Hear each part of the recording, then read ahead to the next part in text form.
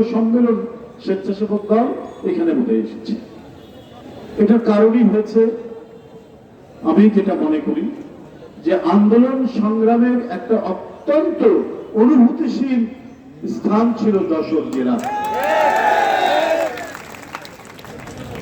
একদিকে পুলিশি আক্রমণ, আরেকদিকে যুবলীগ ছাত্রলীগের আক্রমণ, এবং যিনি এই এলাকার এমপি ছিলেন তিনি খুব একটা ভদ্রলোক ছিলেন বলে এদেশের জনগণ মনে করে না,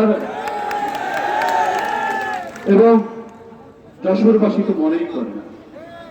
একটা গুন্ডামি, একটা সন্ত্রাসীর অবয়ব ছিল, একটা চেহারা ছিল তার মধ্যে। তার বিরুদ্ধে দাঁড়িয়ে এখানে গণতান্ত্রিক রাজনীতি করা অত্যন্ত দুঃসাধ্য ব্যাপার, কিন্তু সেই কাজটি অনিন্দ ইসলাম অমিতের নেতৃত্বে যুবদল, ছাত্রদল, স্বেচ্ছাসেবক দল এরা এখানে করেছে। এটা তো চারটিখানি ব্যাপার নয়। বিএনপির প্রতিটি কর্মসূচি সবার আগে সকালে উঠে আমি দেখেছি, হয় অনিন্দ ইসলাম অমিতের মা আমাদের ভাবি নার্গিস ভাবি সামনে দাঁড়িয়ে হাঁটছেন, তারপরে আমাদের অনিন্দ ইসলাম আমির, অ্যাডভোকেট সাবিরুল ইসলাম সাবু, খোকন ভাই, দেলোয়ার হোসেন খোকন ভাই, আরো যারা আছেন পুরনো, যাদেরকে আমি অনেক নেতাকে চিনি অনেক আগে থেকে, যখন ছাত্র রাজনীতি করি রাজশাহী বিশ্ববিদ্যালয়ে, তখন থেকে আমরা চিনি, অত্যন্ত ঘনিষ্ঠ। তারা আছে, নিপীড়িত হচ্ছে, নির্যাতিত হচ্ছে, বারে বারে জেলে নিয়ে যাওয়া হচ্ছে, কিন্তু তারপরেও এদেরকে স্থিমিত করা যায়। সেই জায়গা হচ্ছে জাতীয়তাবাদী, সেই জায়গায় হচ্ছে যশোর জেলা। সুতরাং এখানকার সমাবেশ অত্যন্ত বিশাল সমাবেশ হবে, এটা নিঃসন্দেহে আমরা বলতে পারি।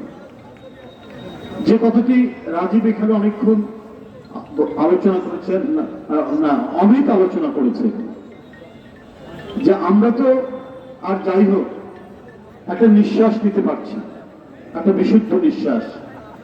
এখান থেকে এয়ারপোর্টে যাওয়ার সময় পুলিশ গ্রেফতার করবে না এই নিশ্চয়তা টুকু আছে। ডানে বামে যুবলীগ ছাত্রলীগের আক্রমণ হবে না সেই নিশ্চয়তা টুকু আছে।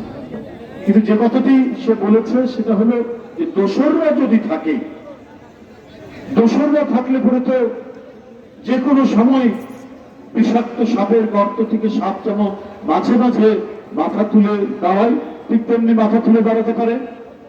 তার প্রমাণ আমরা কয়েকদিন আগে দেখেছি, আগে জাতীয় পর্যায়ের নেতা এস.এম. জিলানী, তার গাড়ি বহরের উপর কি নির্মম ভাবে আঘাত করা হলো। দিদার নামে স্বেচ্ছাসেবক দলের একজন ছেলেকে কি নির্মম ভাবে আঘাত করতে করতে তাকে মেরে ফেলা হলো। অনেকে আমরা মনে করেছিলাম আর আওয়ামী লীগ আর নেই, তারা পালিয়ে গেছে।